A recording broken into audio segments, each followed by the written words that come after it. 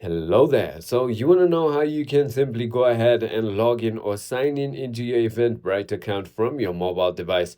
This is going to be the only video that you'll ever need to watch on the internet. So with that being said, let's just get straight into the video. First things first, what I want you to do is simply go ahead and open App Store if you're on iOS, or if you're on Android, simply go ahead and open Play Store. So once you've done that, simply go ahead and tap on the search button and search for Eventbrite just like that. Once you've done that, simply go ahead and tap on this application right over here. Click on download and go ahead and install it onto your device. Once it is installed, simply go ahead and tap on open.